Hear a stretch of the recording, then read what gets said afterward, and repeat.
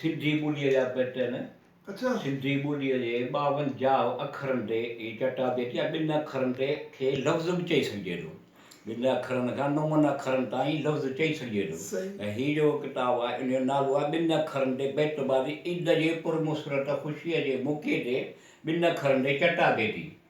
Bat जिते बि 2 अखर थिया उन बेट जा उतां वारी ॿियो बेट वरी जिते 2 अखर उन बेट जा वरी उतां खां अहिड़ी तरह सां इहो सिलसिलो ऐं हलंदो पियो। ऐं इन जो हाणे इन जो अलाह जे नाले सां बेत चटाभेटी शुरू करियां थो जेको रहमान रहीम क़ादिर करीम सतार गफ़ार वॾो महिरबानी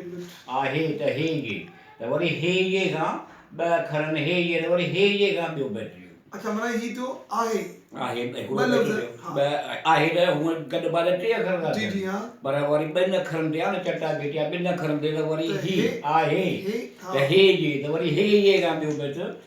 त हेतिरा हेॾा वॾा घणा कर्म कई कर वास्ते हुज़ूर करीम सल्लल्लाहु अलैहि वसल्लम जिन जे मोहम्मद सिद्दीक़ मिठू अरबाब जा सभु कम आसान थियनि सवलायूं ख़ुशहाल हर लम्हे वरी लाम हे ॾियो वरी लाम हे खां ॿियो बेट शुरू थियो। मोहबत इमड़ी हिकिड़ी हंधि हुजनि प्यार मोहबत सां 2 4 ॿोल चवनि उन्हनि जे सुलूकनि मां मिठो कुझु पिराइजे जे त जी मुंहिंजे 2 अखर त जी मुंहिंजे खां ॿियो बेट शुरू जेके मुंहिंजे चाहत खां वाना हुआ कुफे मुंहिंजी चाहत जी मज़ाक उथारींदा अॼु वरी अलफ़ जे आहे त अलफ़ जे खां वरी ॿियो बेट अॼु मिठू ईद जी राति आहे मिलियल जुलियल कैशियत आहे वरी हे जे खां ॿियो बेट ही सजन खां आहे रिवायत मिठू जो हो दरियाव आहे लेकिन तुश्नई लब आहे हे जे वरी हे जे खां ॿियो ही मुंहिंजे वफ़ा जे अना जो सुवालु आहे तुंहिंजी तलब तुंहिंजी मोहबत बेमिसाल आहे मुंहिंजी जान मञम तुंहिंजो हुस्न बेमिसाल आहे मुंहिंजी जान मगर मुंहिंजो प्यार बि लाज़वाल आहे वरी हे जे खां ॿियो बेट ही लब तुंहिंजे ख़ामोशी सबबु आहिनि पुरकशिश तुंहिंजो निहारण तुंहिंजो मुस्कुराइण कमाल आहे तुंहिंजे गुरूर ऐं नाज़ में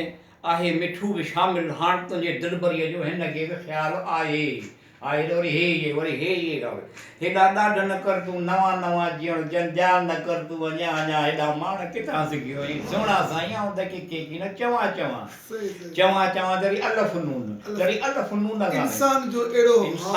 अहिड़ो हाल थी वियो आहे जो हर चहिरो ॼण सुवाल थी वियो आहे जो ॿारे रहियो हो दिलि में रोशनियूं उहो माण्हू ॼण